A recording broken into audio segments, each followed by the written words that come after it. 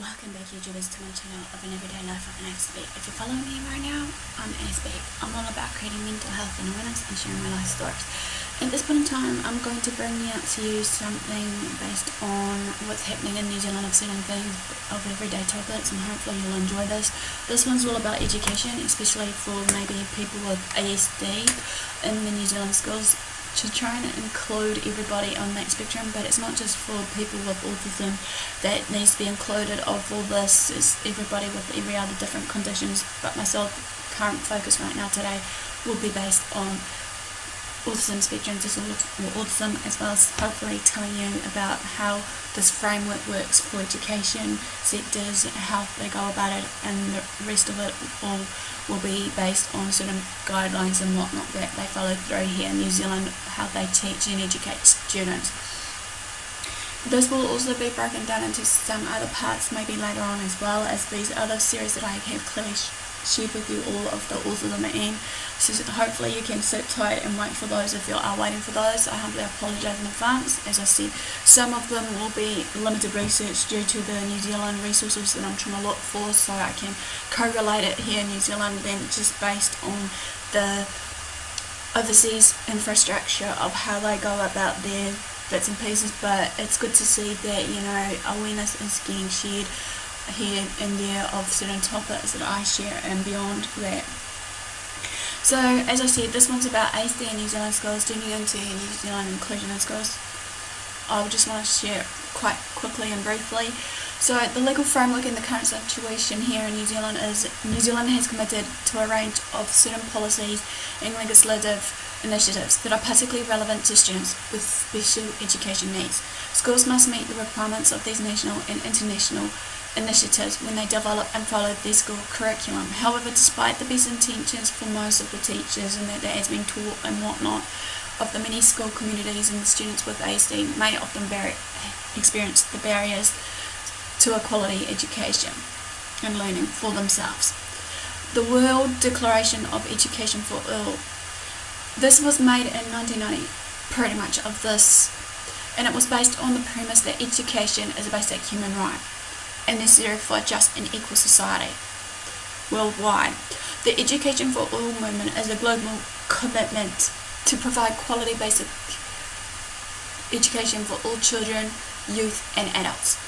At the World Education Forum, DECA 2000, 164 governments pledged to achieve EFA and identified 6 goals to be met by 2015. Governments, developmental agencies, civil society and the private sector are working together to reach these goals from the EFA for the Education for All. The DECA Framework for Action mandated UNESCO to coordinate these partners in cooperation with the 4 covenants of the DECA Forum: UNDP, UNFPA, UNICEF and the World Bank. As the leading agency, UNESCO focuses its activities on the 5 key areas: policy, dialogue, monitoring, advocacy, mobilisation of funding and the capacity development. In order to sustain the political commitment to EFA and accelerate progress towards these targets in 2015, UNESCO has established several coordination mechanisms managed by UNESCO's EFA Global Partnerships teams. Following a major review of the EFA coordination that was in 2010-11, UNESCO reformed the global EFA coordination architecture. UNESCO's policy guidelines on inclusion in education that was written in 2009 summarized the declaration as: every person, child, youth and adults shall be able to benefit from all educational opportunities designed to meet the basic learning needs. On page 31, this was read by: the guidelines describe how the concept of inclusive education has grown from a primary emphasis on equity to an equal and closely linked emphasis on quality. Inclusion is thus seen as a process of addressing and responding to the diversity of needs of all children, youth and adults. through increasing participation in learning cultures and communities, and reducing and eliminating exclusion within and from the education sector. It involves changes and modifications in content, approaches, structures and strategies with a common vision that covers all children of the appropriate age range, and a conviction that is the responsibility of the regular system to educate all children. On this policy guidelines on pages 8 and 9, however, the United Nations Convention on the Rights of Persons with Disabilities has said that New Zealand signed the United Nations Conventions on the Rights of Persons with Disabilities that was in the year of 2008, making it a part of New Zealand's legal framework.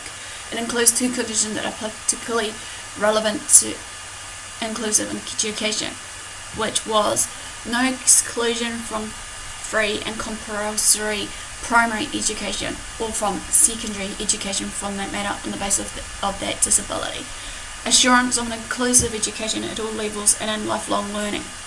The Bill of Rights Act in the 1990 as well as the Human Rights Act of 1993, both of these Bill of Rights and the Human Rights Act outlawed discrimination, including discrimination on the basis of disability. The 1989 Education Act and Section 8 of the Education Act has stated that people who have special educational needs, however, whether because of disability or otherwise, have the same rights to enrol and receive education in state schools as people who do not. All students are entitled to attend their local school from their 5th birthday until the end of the school year in which they turn 19. Students who receive ORS funding can stay on until they turn 21. The National Education Guidelines require boards of trustees through their principals and staff to assist all students to realise their full potential regardless of what they have, to identify and remove any barriers of achievement, and to identify and support those students with the high special needs. The National Administration Guidelines require all schools to identify students with special needs and to develop and implement appropriate teaching and learning strategies to meet those needs. The 2001 New Zealand Disability Strategy sets out a blueprint for the inclusion of people with disabilities in New Zealand society. Objective 3, however, includes actions to provide that best education for disabled people. So in this it reads, 3.1, ensure that no child is denied access to the local regular school because of the impairment. 3.2 of this strategy was support the development of effective communication by providing access to education in New Zealand Sign Language communication technologies and any human aids. 3.3 ensures that the teachers and other educators understand the learning needs of the disabled people. 3.4 ensured that disabled students, families, teachers and other educators have equitable access to the resources available to meet their needs. 3.5 facilitate opportunities for disabled students to make contact with their disabled peers in other schools. 3.6 improve schools' responsiveness to and accountability for the needs of disabled students. 3.7 promote appropriate and effective inclusive educational settings that will meet the individual educational needs. 3.8 improve post-compulsory education options for disabled people, including promoting best practice, providing career guidance, increasing lifelong opportunities for learning, and better aligning financial support with educational support opportunities. The 2000 Special Education Principle Guideline includes guiding principles for special education policy. In this was introduced in 1996 in the aims of achieving a world-class inclusive education system. The guiding principles are 1. Young children and students with special education needs have the same rights to a high-quality education as people the same age who don't have special education needs. 2. The primary focus of special education is to meet the individual and developmental needs of the young child and student. 3. All young children and students with identified special needs have access to a fair share of the available special education resources. 4. Partnership between students, families, whānau, and education providers is essential in overcoming any barriers to learning. 5. All special education resources are used in the most effective and efficient way possible, taking into account parent choice and the needs of the young child or student. 6. A young child or student's language and culture comprise a vital context for learning and development and must be taken into consideration into planning some of these programs to put into place. 7 is young children and students with special education needs will have access to a seamless education from the time their needs are identified through to post-school programs and options. The Ministry of Education and Special Education Policy Guidelines explain what these principles looks like in practice. Success for All, Every School, Every Child is a program that has been emerged from the Ministry of Education review of special education that was brought out in 2010. Confident schools, confident children and confident parents are at the heart of the vision for this fully inclusive education system by the year of 2014. By the end of 2014, 80% of schools should be doing a good job and none doing a poor job of including and supporting students with disabilities. This is a statement of intent from the year of 2011 and 12, as well as 2016-17 that was referenced in 2017, page 41. The New Zealand curriculum. Just to end this, New Zealand schools are required to design and review their curriculum within the framework of the National Curriculum Guidelines. Within this framework, schools are encouraged to tailor their curriculum to their local community and to the needs, talents and interests of individuals and group of students. Students with ASD may not always be able to progress at the same pace as their own peers, however, and possibly not in the same setting, but they can progress within the context of the same curriculum. The vision for the New Zealand curriculum is that all young people will be confident, connected, actively involved, and lifelong learners. The principles that underpin the curriculum made it clear that this vision is for all students. The curriculum supports and empowers all students to learn and achieve personal excellence regardless of their individual circumstances.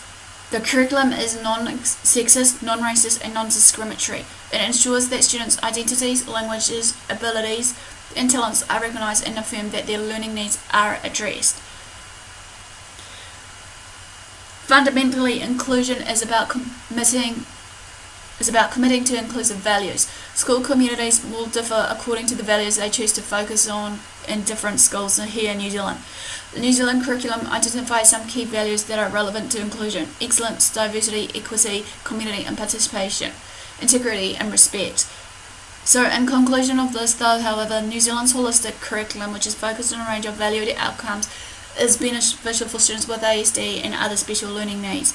However, educators need to be aware that some students may find it difficult to apply learning from one situation to another. This may be especially relevant in secondary schools, where students often change classes that they transit between different learning areas of this matter. Well, this quickly ends briefly of the ASD in New Zealand schools journey into inclusion in New Zealand schools. Give me that for thumbs up for support. Comment below if you feel the need. Feel free to comment below as well as a challenge for the ones that are maybe in New Zealand anyway, and share with their life experiences of school, if they're specialised needs and stuff, and if they got the right support in it, and maybe list below where they can get their specialised help, sort of thing. Feel free to share these videos around to family and friends. Don't forget to follow me on my social media sites. Feel free to, if you haven't done so already, subscribe to my channel to become a part of my journey as well as my YouTube family if you wish to know more of what's going on. Also, don't forget to turn on the notification bell as you're subscribing on the bottom right corner. Same reasoning, so you can keep up to date with what I get up to. So enough for the do, guys. Thanks for support, thanks for watching. Do what you love what you do. Until next time, Aspie signing out, and I'll see you again soon. Ciao for now.